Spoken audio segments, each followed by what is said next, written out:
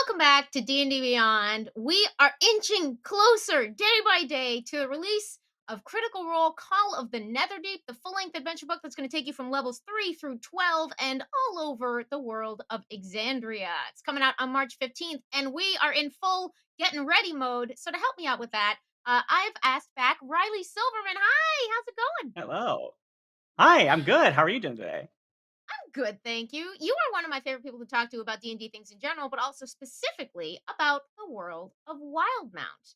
And as it happens, this adventure is going to begin on the continent of Wildemount. So today I want to talk a little bit about things people might want to know or keep in mind as you're getting inspiration and coming up with your character ideas for Critical Role Call of the Netherdeep when that gets here. So to start with, whether you're a diehard critter or this is your very first visit to the world of Exandria, what are some things that you want to know as you're rolling up your character for this world?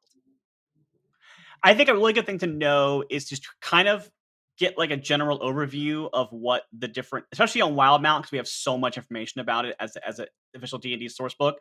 But even if you don't have that book, the regions of the continent of Wildemount and also the nations that represent that. There's three major nations that are on this continent. There's the Menagerie Coast, there's the Dwendalian Empire, and then there's the Xhorhasian Empire, the Kryn dynasty, which is like where Xhorhas is where this adventure begins. Is there's a lot of different variety to the cultures that are in these three countries. They're very, very different. There's probably more crossover between the Menagerie Coast and the Dwendalian Empire because they're more allied and there's a lot of trade between them. Right, the Whereas there's a Clovis pretty Concord and hard, the Empire do a lot of yeah, business. exactly. Mm. Whereas the Xhorhas, the Kryn dynasty, there's a harsh divide, not literally mountains, but also a very big cultural divide between the Kryn dynasty and the Dwendalian Empire. And then obviously the empire separates the Clovis Concord from the Kryn dynasty, so there's not a lot of communication there either. So I think there's a nice spectrum of experiences, which also is so great for character building because it gives you such a wide variety of types of characters to choose from because you can kind of have your seafaring adventurers who are like, they grew up on the coast looking off into the sea from, the Menagerie Coast, or you can have your more like kind of hardy, very Germanic based Dwendalian Empire type, like it's like your more fantasy, like hard fantasy, like knights and stuff like that. And then you've got just Xhorhas is just this harsh wasteland slash like burgeoning empire of survivors and races that are normally seen as monstrous but can be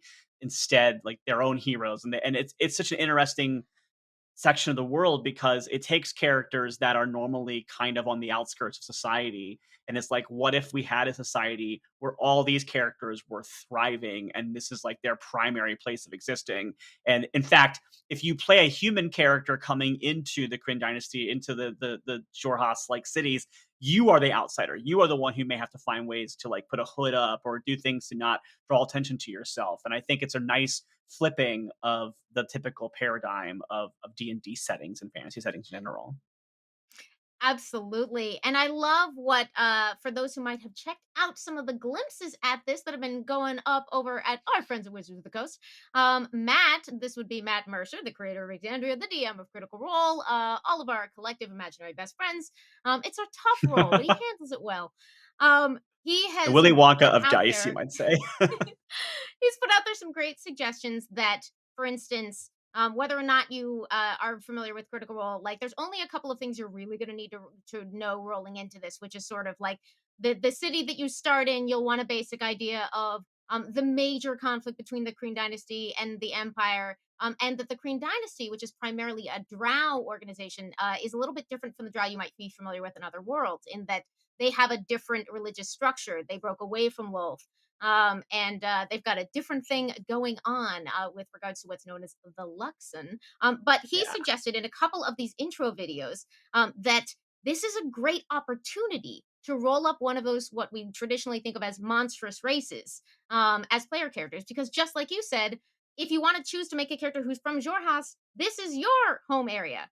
This you might be from Jigao. You could also make a party of adventurers who are coming there, not having been born and raised. But it's a fantastic opportunity to roll out some goblinoids or goblinkin, the extended monstrous race families from there.